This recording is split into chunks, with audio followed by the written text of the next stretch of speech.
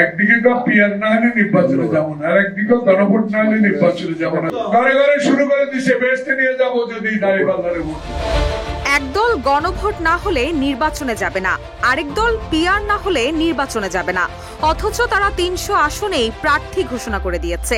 মসজিদে মসজিদে প্রচারণা শুরু করে দিয়েছে, ঘরে ঘরেও প্রচারণা শুরু করে দিয়েছে যে বেহেশতে নিয়ে যাব যদি দাঁড়িপাল্লায় ভোট দাও।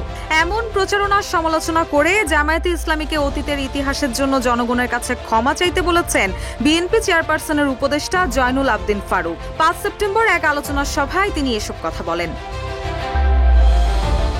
জামায়াতের উদ্দেশ্যে ফারুক বলেন, দয়া করে আস্তে আস্তে রাজনৈতিক কৌশল পরিবর্তন করেন, জনগণের কাছে ক্ষমা চান, অতীতের ইতিহাসে দোষ ত্রুটি থাকলে ক্ষমা চেয়ে আসেন। একদিকে বলেন পিআর না হলে নির্বাচনে যাব না, অন্যদিকে বলেন গণভোট না হলে নির্বাচনে যাব না। এখন যে কোনো ব্র্যান্ডের পুরাতন এসি বদলে নতুন ওয়ালটন এসিতে উপভোগ করুন 25% ছাড়। নির্বাচন প্রসঙ্গে তিনি বলেন, নির্বাচনকে ঘিরে বিভ্রান্তি সৃষ্টি করার জন্য আবার নানা পদ্ধতি নানা কায়দা পিআর মব সৃষ্টি করছে একটা পক্ষ। জাতীয়তাবাদী দলের সব পর্যায়ের নেতাকে আহ্বান জানাবো, ষড়যন্ত্র এখনো শেষ হয়নি, এখনো দিল্লিতে বসে আছে। দিল্লির প্ররোচনায় বাংলাদেশের কিছু লোক যদি আবারও আওয়ামী লীগের সাথে আঁতাত করে এই সরকারের নির্বাচনকে বানচাল করার চেষ্টা করেন, তাহলে জনগণ প্রতিহত করবে।